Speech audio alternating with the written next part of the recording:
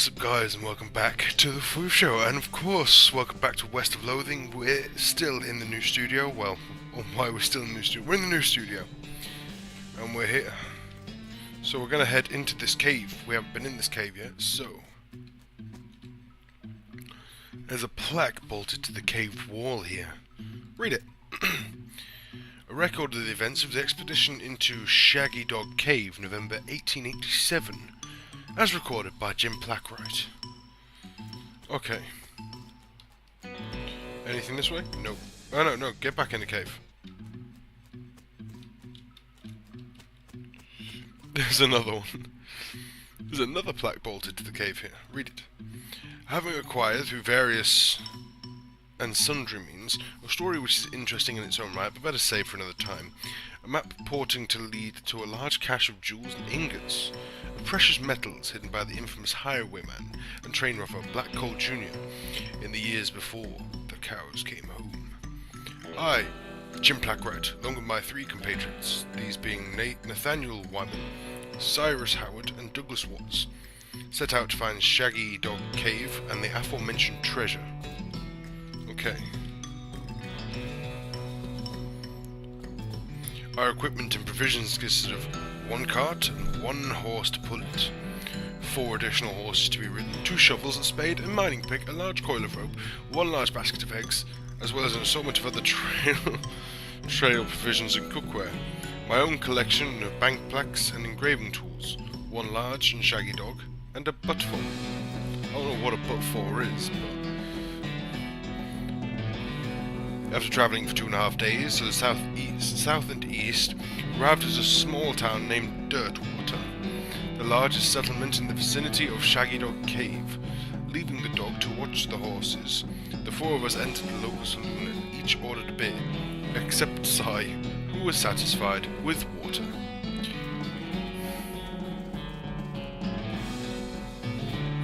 The barman provided our drinks, as requested, and then withdrew a small wooden box from underneath the bar, asking us if we'd care to witness something real interesting. Considering that we still had quite a few hours left to travel, we politely declined, and asked him if he knew the way to Shaggy Dog Cave. He replied he had never been there personally, but gave us rough directions, which correlated nicely with the notes on our map.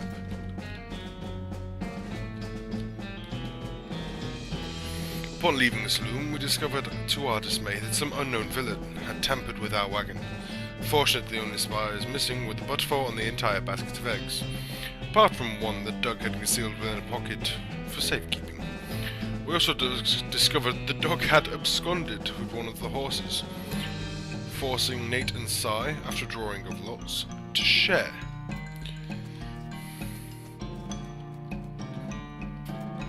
After acquiring a barrel of fresh water for the trip, as well as a replacement buttful, we headed out into the open desert. The sun shone down mercilessly upon us, though we took small solace in the fact that it would have been far more intolerable had we made the expedition during the summer months, rather than November. In order to pass the time on the trip and resist becoming dazed from the heat and susceptible to the desert mirages, we exchanged stories of our youth, which I will not be telling here for reasons of length. This guy sounds incredibly interesting. However, I will relate to you 3 odd occurrences that happened to us during our trek through the desert. The first was 2 or 3 hours out of Dirtwater, where Nate noticed a glint of sunlight upon a metallic object partially buried in the sand. This was revealed to be a brass oil lamp of foreign design and manufacture, which fortuitously still contained a quantity of oil. Deciding this might come in handy, we stashed it in the wagon with our other tools. How many? Our next encounter was with a nomadic goblin tribesman, who we discovered spoke excellent English. It inquired as to our destination, and we replied that we were looking for Shaggy Dog Cave, but we did not disclose the reason for our journey.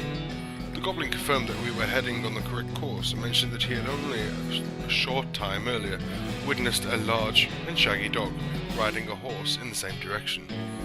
We all agreed that this was an unusual sight indeed, and continued on our way. So basically a dog on a horse came up here.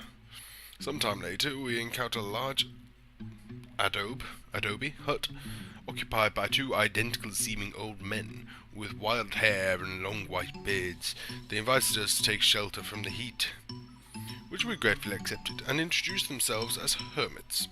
This struck me as peculiar, given that there were two of them, but I felt it would be rude to question them on that point. How many plaques? One of the hermits confirmed we were near Shaggy Dog Cave, and the other hermit confirmed that what his brother said was true. They also commented that they had seen a large and shaggy dog riding a horse in that direction. We all agreed this was an unusual sight indeed. The hermits refreshed our water supply in exchange for our buttful, and we continued on our way, excited to finally be nearing our goal. After 2 more hours, we finally arrived at Shaggy Dog Cave, carefully keeping our excitement in check, lest we become incautious. We loaded our equipment and supplies from the wagon, and took a brief respite in the cool shade of the cave entrance. To celebrate our arrival, Doug unpocketed and shared the egg he had saved from our basket that had been stolen in Dirtwater. Once we were rested, we decided the time had come to explore the cave. Discovering that we had neglected to pack torches, lanterns, or any other light source with which to illuminate the cave, we declared that it was indeed fortuitous that Nate had discovered that antique oil lamp during our travels. He gave the brass a quick shine, and then lit the wick, and we were relieved to discover that it lit easily and provided a very adequate amount of light.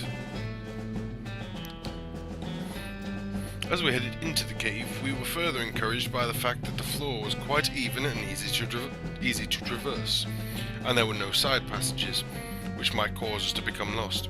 Despite this, I resolved to hang a number of plaques to mark our progress through the cave, and engrave them with the tale of our journey, such that others who discover the cave after us might be entertained and edified by our story. Soon we came to the end of the tunnel. While Nate, Cy, and Doug took turns with excavation, I completed the last of the aforementioned plaques, which is a matter of perhaps an hour before Cy's shovel struck a wooden surface with a hollow noise, and we hauled a traditionally styled treasure chest out of the hole with great excitement.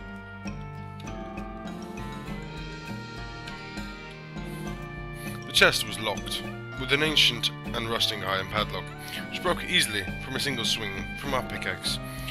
We opened the lid slowly, and the flickering light of the antique oil lamp shone brilliantly upon jewels of every colour and shiny ingots of precious metals, just as promised by the legends of Black Coal Jr. Joyous at our triumph. We loaded the chest into our wagon and began the journey home. Thank you for reading, and may your own endeavours be equally successful.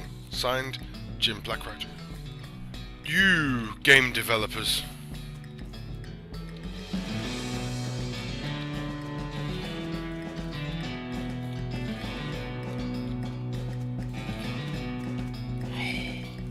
That's not cool. That is so not cool. That is so not cool.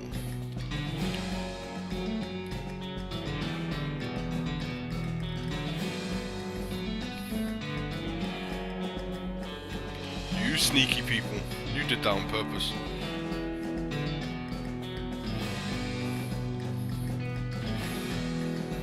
That took 9 minutes as well to do that.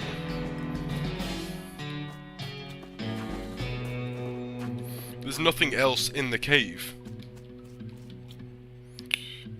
The aristocrats would forget it. Okay, you're being weird again. Wait. No, there's nothing that way. That was not cool.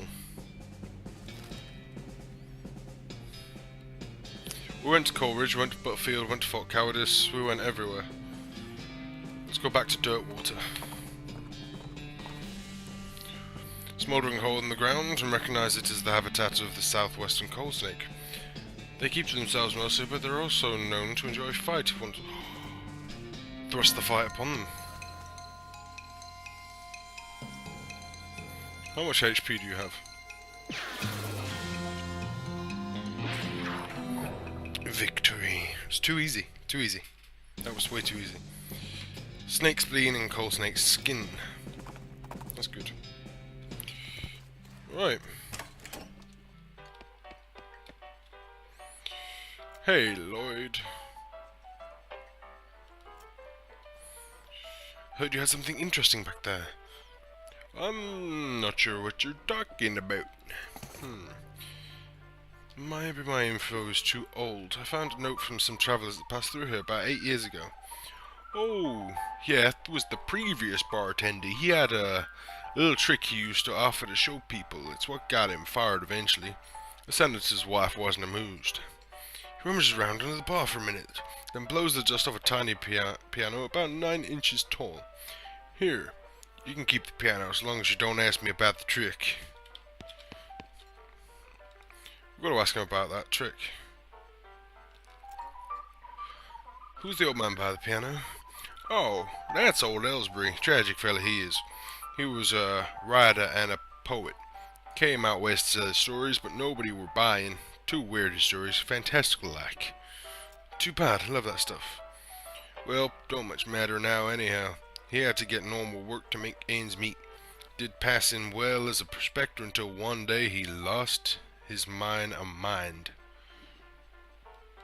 He what now? You know what I mean. He saw something. Something that makes him stop telling his weird tales. Made him stop talking near completely, come to that. He just stands there by the piano nowadays. Seems to calm him down, as long as he doesn't make any trouble. I don't mind him too much.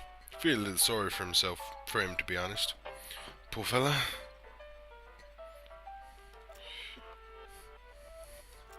Can we fix him yet?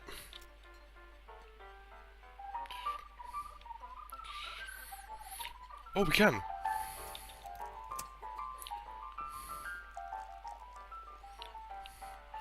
Open the hatch and check out the machinery inside. There's obviously something wrong, given all the plinking and springing and clicking noising coming after the gears and stuff. It looks pretty complicated.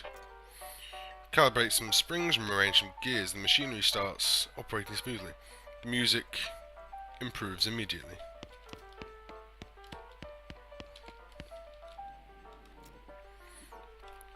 Fix the piano player. Ah, I thought your sounds much better. Thanks a heap, Fwoof.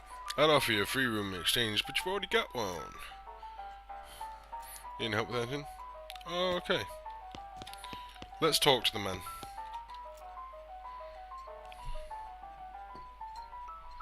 Does this belong to you? Takes the helmet from you. Takes a moment for... It does. A long time ago. I suppose there wasn't... I don't suppose there was anything else where you found it. You mean this? Yeah, that's the stuff. Could I... He cracks up at the bottle and drinks deeply.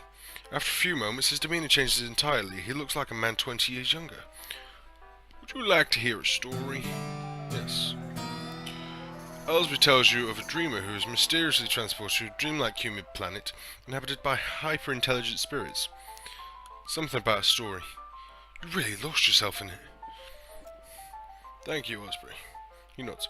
If you ever want to express your gratitude in a more tangible way, you know the trick. He goes back to listen to the piano. Got some medicine for me. Oldellsbury tells you of a tale of a schoolteacher who finds a magical portal to another worldly moon, inhabited by feral horses.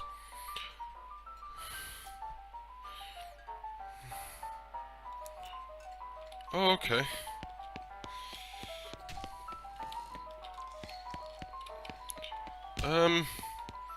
Do I have any more tasks in this backwater town?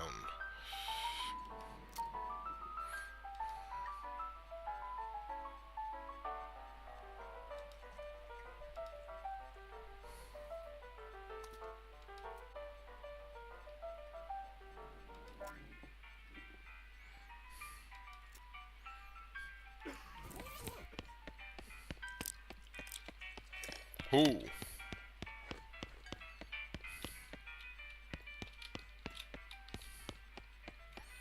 Yeah, I don't think we've got anything else to do here.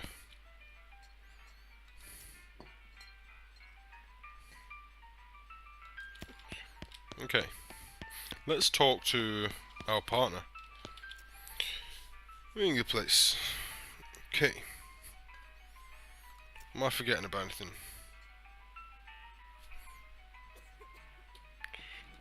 Saltpeter, that's what it was.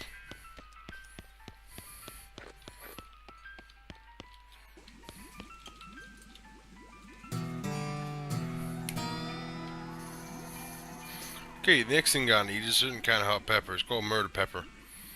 Because it's really spicy. Because it literally has a knife and kills people who ask dumb questions. They go in the air outside town. Should be able to find one if you just wander around a while. Oh, we can just wander around. That is amazing.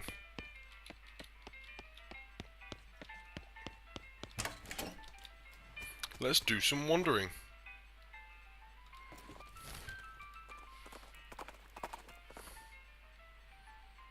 Margaret takes a weird turn somewhere, and you find yourself completely surrounded by old dead trees. Where are you? The grey mist closes in on you as Margaret marches confidently forward through the gnarled and ancient forest. You shudder. Keep going. Margaret stops. Through the fog ahead of you, you see a shape. You dismount to investigate, and it reveals itself to be the shape of a pedestal, topped the shape of a book. A chill runs down your spine as you touch the book. You got it. Nex-Mex. Wow. Let's wander again. Catch a whiff of something that makes your eyes water.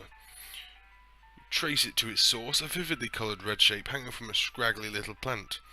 This must be the southeast western murder pepper that fella at the jewel was looking for. Grab it. Your finger and thumb immediately start throbbing as you pluck the pepper. You toss it into your rucksack before it can do any more damage. I want to do one more wander and see what goes on. Ooh, hello. Silversmith's house. Let's go there.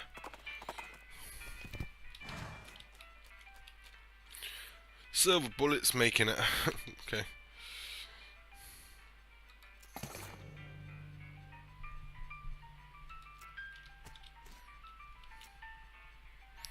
I don't really want to make a needle.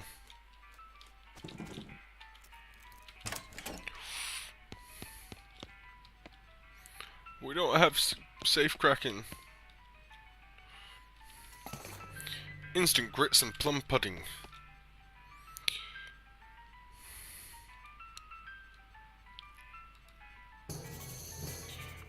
Ooh. Took behind one of the books, found a small envelope filled with receipts. About half of them are from a shop called the Silver Platter. It was crooked. The silversmiths were selling cheap fakes. Well, he's gone now, so are most of his customers. No sense in stirring trouble at this point. Right on the location of the shop might come in handy later. Ooh, hello. Spittoon. I mean, if it's just a spittoon, that's bad enough. It might be a bedpan. It'd be way worse. I feel like you aren't getting what I'm saying. We're talking about an object that someone uses when they wake up in the night and can't be bothered to walk to the outhouse. And the best you can hope for is that they only use it to spit nighttime tobacco juice into, in which case it's full of rancid, congealing tobacco spit. Are you even listening to me? Or are you just sort of skimming past the text? Bedpan. I'm pretty sure there's some treasure in there. Bedpan. Okay, fine. Have it your way. Your own filthy, disgusting way. It turns out to probably not be a bedpan, but it's definitely a spittoon, and it's definitely filled with rotting brown spit. What is wrong with you? Okay. Oh, good God. Okay, you plunge your hand in up to the wrist, makes a gloop noise, and then breaks the thick skin of congealing toxins that was previously keeping the dire smell in relative check. Now you are choking on a miasma of oily, bitter chore stink. You know that feeling you get when you're about to puke. How you get a taste in the taste way back in the very corners of your mouth. That metallic tang by the root of your tongue, like you're sucking on a corroded penny. Found a filthy slime-covered old brooch. Are you happy? I bet you're going to put it on without even washing it first. That is fantastic. We can't safe crack it.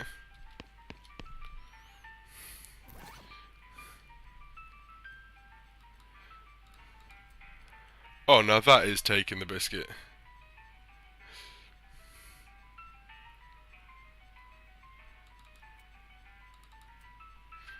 want the smoke and chrysanthemum. In fact, what's better? +2 muscle, plus mysticality, +2 moxie, +2 spell damage. Well, we don't have spell damage at the moment, so it's not what I want. Do we have safe cracking? No. Do we have any books?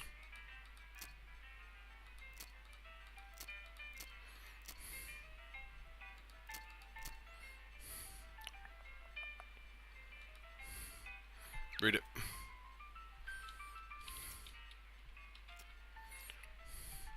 You cannot see words on the page, but you can nevertheless read them.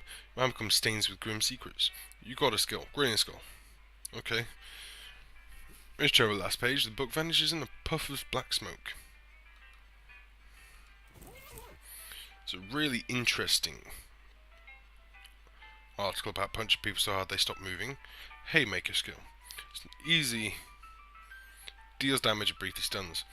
It's an essay about how to do a particular kind of sit-ups that make your abs really thick. Gives brawny. Let's do Haymaker.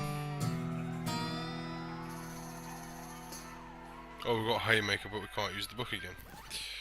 Dang. Do we have any more books?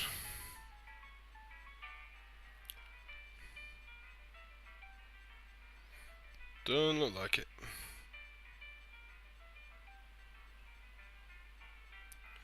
But we have marching orders.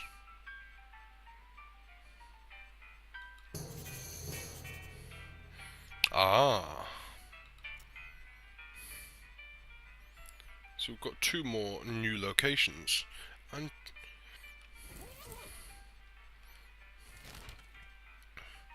so we have Fort Oldellsbury and the Silver Platter over here. So we're going to explore them next time. So thank you all for watching. We're going to go to one of those 2 locations next time. Comment down in the comment section where we should go first, Silver Platter or Fort Oldellsbury. And I will see you next time. Thank you.